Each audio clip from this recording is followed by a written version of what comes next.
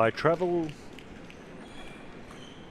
Melbourne Open 2020, Table Tennis Corporate Cup. Get down to the Stage 2 Olympic qualification. Or enter the National Hopes Week. Why not play at the Geelong Open, Junior, Seniors or Veterans? Jingle Ping, Junior and Senior Open. Tech Pong Melbourne Challenger. Lugano.com.au, shoes worn by Kristin Lang, European doubles and German singles champion. An amazing brand, Lugano.com.au.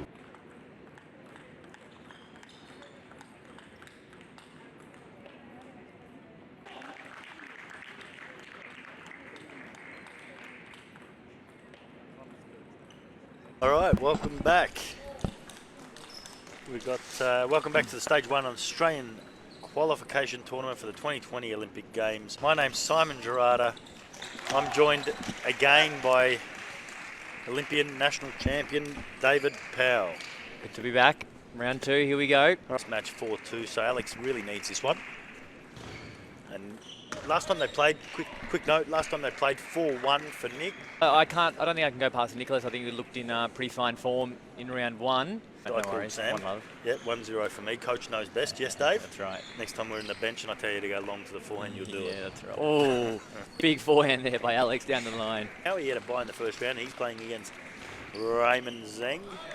We got Already. And then we got the two New South Welshmen.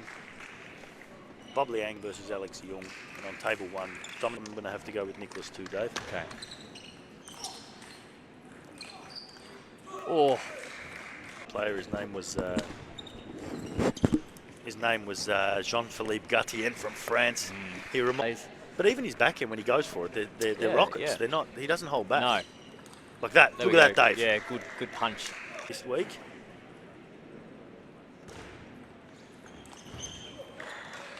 Really smart there. Serves it's what he can do on the next ball, on the third ball. Just puts more pressure on you. That's right, yeah. Plays, point over. The serve keeps compounding with another big forehand winner. Or that's right. That's a good dig. Yeah. He's very aggressive with everything, positive, isn't he?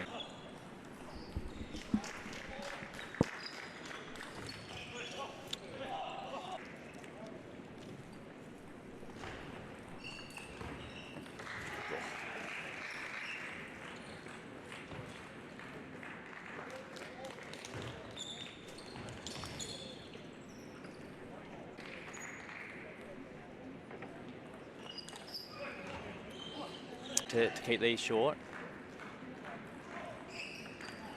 I'm saying that was a long fast.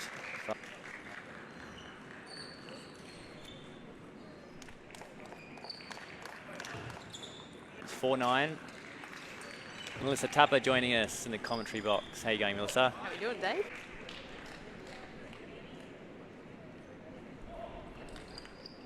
Oh, strong flick there. I think it's certainly a little bit easier when you're down sort of 5-6 game balls to play a shot like that.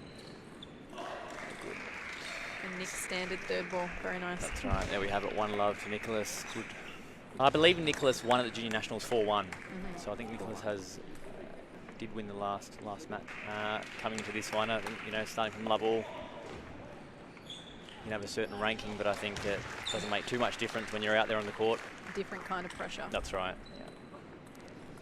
Quick look around the table. It's table 5. We have Dominic Huang, 1-love, 8-5 up on fellow Victorian Luke Cosgriff. All 1-love up against Hayden Green.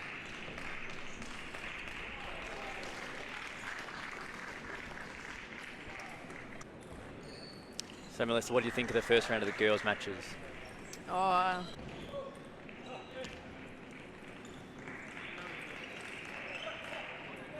think we'll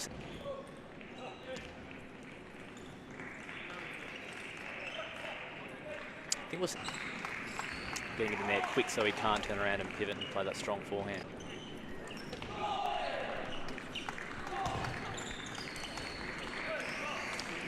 So he heads 2-love lead against Hayden Green from Queensland. Continuing his form from round 1.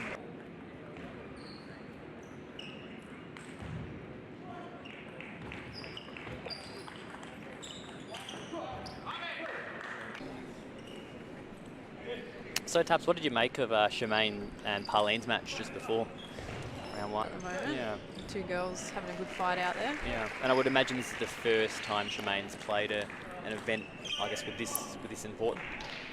She'll still be very, very happy with that performance. Yeah.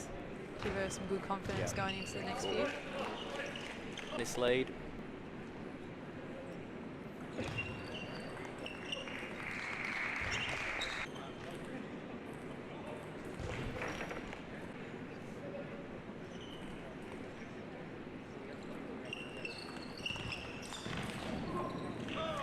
Strong forehand by. Oh, that's good wrist.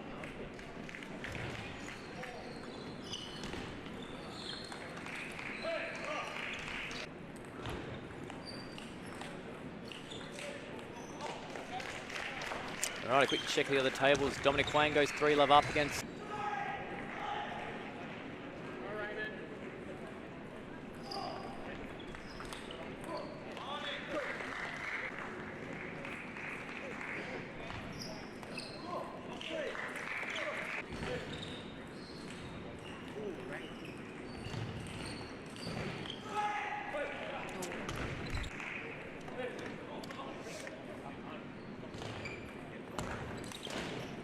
Oh, a massive ball there by Alex. Great ball. Yeah.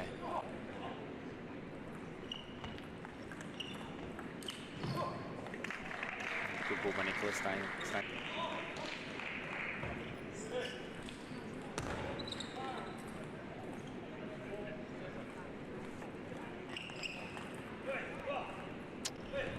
Another backhand error. Yeah. Nicholas wasn't very impressed with himself there, making that error, but good pressure from Alex.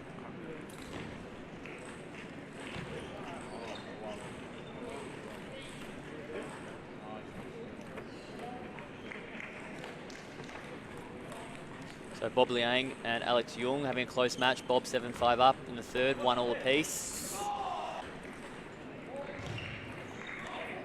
Oh, good receive. Binge goal, 2-love up on Raymond Zhang, court 5. Oh, big forehand. Nice way to gets close in out the that set. The TNT, I'm calling him. Yeah. Not easy to go for, a full 7 sets for Nick. 3 tomorrow. Yeah, that's right. Follow up with another 9 in the next stage. Yeah. He's got to learn to manage it. He's just got to learn a little bit in that last set. Yeah. He's good. So Alex Lee's chosen. Idea, Yeah. Obviously had a bad first match. Yeah. Changed it up. Bob Liang leads 2-1 over Alex Jung on a pushover No, this not event. at all. He could push for that top 4. And Raymond Zhang, obviously, I'm starting to fear that he's here for the experience. Body language right. Did you get a chance to talk to Melissa about the Shermaine Kwa Parlene Kerr match? Yeah, it's an 8 qualifying. Which means you were... Which means I was, what are we, 20? Alex Swanson, I believe. Okay.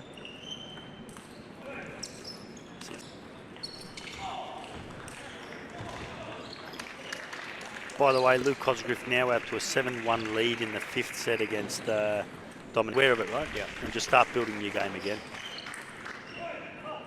He is a senior player. Yeah. He's an adult. He's only 17 years old, but he's a senior player. He just gets on with it. Yeah.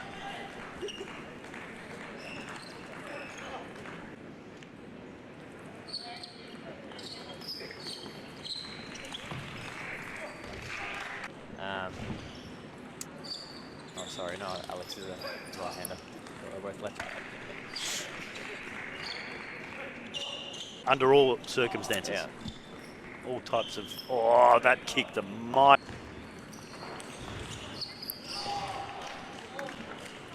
But it is 2-1, Alex Lee.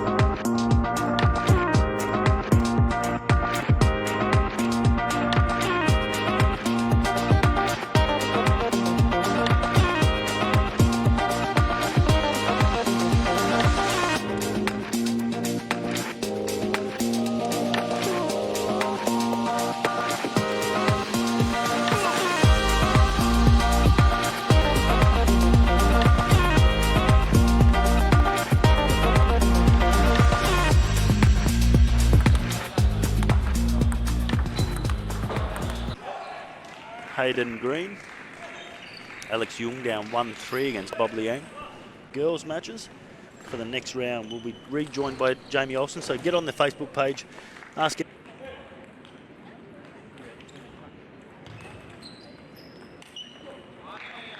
So he's left us, but been lucky enough to just grab Jamie Olsen, Table Tennis Australia president of matches. We were just talking about the quick fire and the young. Which brings me to my next. Of volunteers and a small, hard-working team, vets competition in Adelaide, and we want to continue to build on that.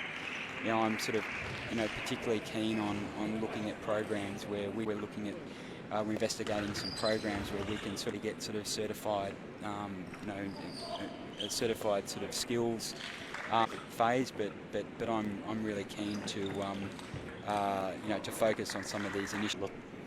Few people have to do a lot of work, so the biggest thing for me was always setting up a point of view, or a table tennis point of view. We always pitch that a lot of the skills you learn in the game will that needs to be unique to table tennis. I think Table Tennis Games President's Dinner last night, and it's talk history really, where everyone has a smartphone now. I'm a GM. It does sound like it. I think that our audience are so far all agreeing with me that we'll give you our vote. The revenue from sponsorships and the like, we can start to invest in our social members, and I think just continuing to make table tennis really accessible. I'm on board, but how are you positioned? The strategy and corporate development. So I guess strategy has always been part of things. This is a really important to me from a personal perspective, as I'm very good at sort of tying things together. So that's it.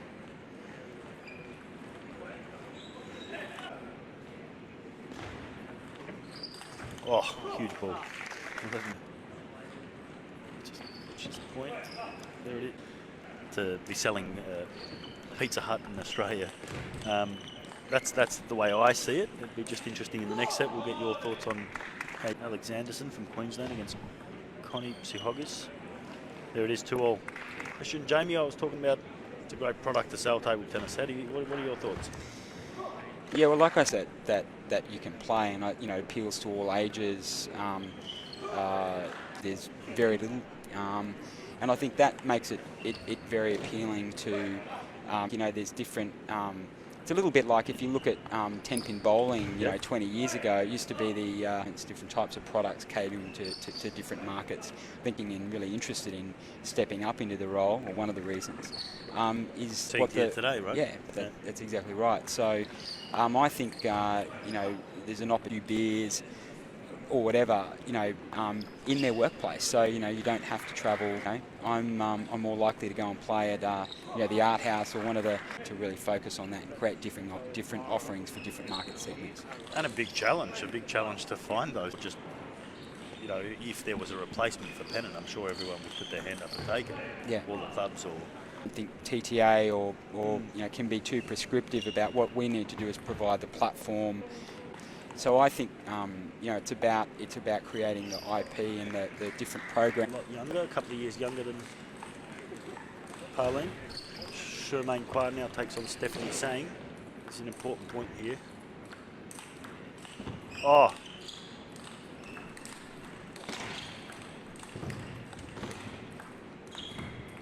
That has to be the point of the day. So he's we've managed to secure his appearance. Beautiful. Hoping he can sort of pull those shot at cup at StartCon. There'll be 8 tables set up. Somebody within a company, you can just register at any time. It doesn't need to be that week. It can be any.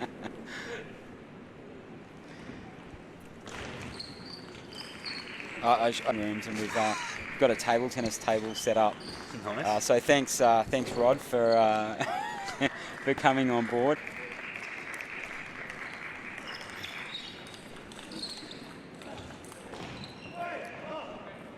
Registered for the Corporate Cup, so we're going to keep encouraging people to emerging some fantastic Australian technology companies that are really networking opportunities that table tennis continues to, for any sport for that matter, but this is our sport, table tennis. There's definitely a link there between, why table tennis, is really embraced by people working in technology, particularly. I think, the table tennis is a game of strategy, Yep. And quite a lot of analyticals to back that up, but it's certainly something. It's certainly something we'll be looking at. There's something in that. Well, if I can speak for myself, I have to totally agree with it. Annie Sang out to a 2-0 lead against Shermaine Kwa.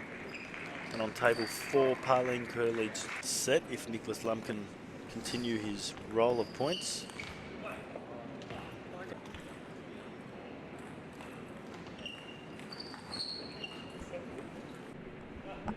Yes, Simon, I wanted to just take the opportunity as well to really, because it's obviously being a relatively small sport in terms of fun.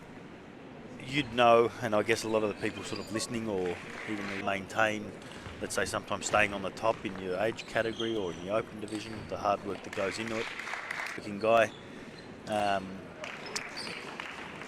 and sort of dividends, going forward, along with some of the initiatives like the Corporate Cup, finding sponsors who can come on and develop the sport and grow this into one of the top 5 participation sports in the country.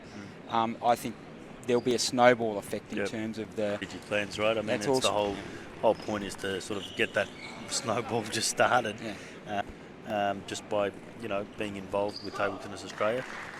But yeah, you're right. I think that the whole of Australian table tennis, the board and even the states and associations and the clubs that have sort of persevered, let's call, with that hard time.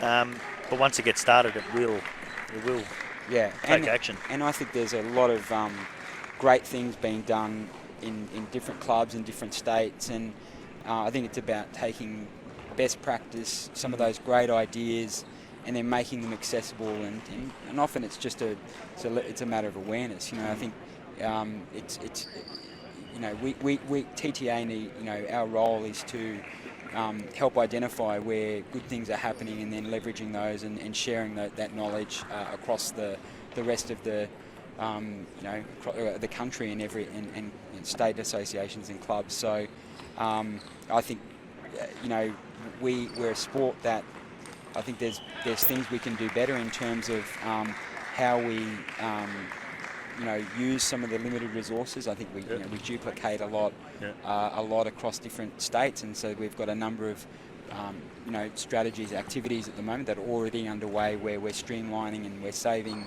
costs, which can again go back into we can deploy those those savings elsewhere in the sport. So there will be more of that will need to happen over the next couple of years. Maybe just the final one before we close out this match, because it's getting to a very tricky stage. Just quickly, I think that maybe, in your view, how is it different from the business world compared to a national body that needs to look after its entire state population? Whereas business, I mean, at the end of the day, if the good idea comes from WA, or let's just say from Timbuktu, just as an example, you'll run with it because it's a good business idea. Whereas if the business ideas aren't coming through, you're just not going to use them. Yeah. Look, I think the principles are always the same, whether you're working in a corporate or in a non-for-profit. I think it's a bit of a difference. I'm learning, quickly in sort of in the non-for-profit world that people are very passionate. So it's not always and some of the drivers are not necessarily commercial, right? It's not just the bottom line. It's also the experience, and there are other aspects and KPIs that we need to measure by. So, but look, I think a lot of it is about communication, collaboration, and often just weighing up different options. And I think that's the sort of type of leadership and culture I hope to bring to the table. Well, we're 3-7, 3-3 with Lum serving. That's always dangerous too. There it is. That's why I called it dangerous. Do I know my table tennis or what? Michelle Wu. Parlin Kerr now 3-0 up. Oh, 8-4. That was a big point for Alex Lee. It holds him into the match, keeps him in the match. 3-9 would have been only a sort of deficit that only Jamie could get back from. Well, I will tell you offline my sporting golden moment, Simon. Yeah, all right, but, go on. offline. Offline. I'm going to save that for actually a call out as well to the Bundaberg Table Tennis Club, where I'm going on the end of the month for the 50th anniversary celebrations. Nice. There's a few of those going around. Yeah, no, Dave Delprat and the team there.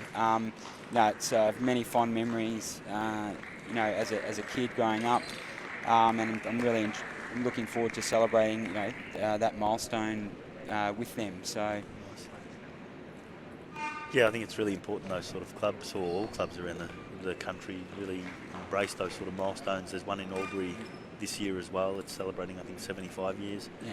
You know, well, Simon, I was part of the first Bundaberg boys team ever to win a state Queensland team's boys championship. Well, and actually, it was us versus Brisbane, who were the favourites, 4-all in the final match.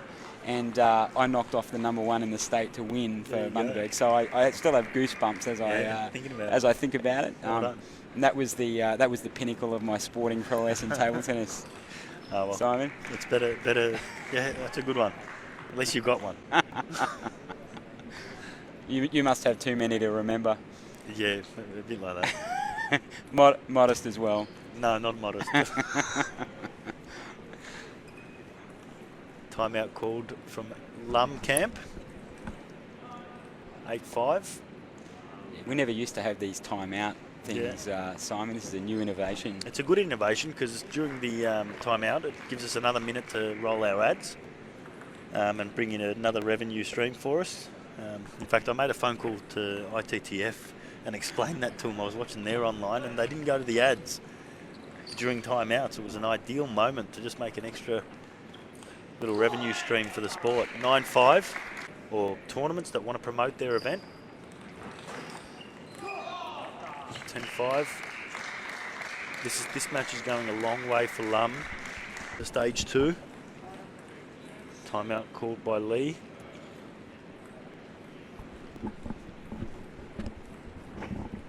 It's really impressive the sportsmanship today, Simon. I mean, I was known to crack the odd wobbly when I was a junior. In fact, I got penalised a point once for physically threatening my brother. Your brother? Yeah. Mum wasn't happy. Mum wasn't happy when we got off the court. But that's the only time I've been penalised for there's an angry side bad play. Of our chairman too, of our president. On the borderline of being a bit too nice sometimes. I think we need to be a bit sort of stronger. There's the match for Lum. 4-3. Lum goes through to record his second win. Well, thanks, Jamie. Thanks for joining us again. Yeah, thanks, Simon. Really appreciate it. Congratulations to all the players here today. It's been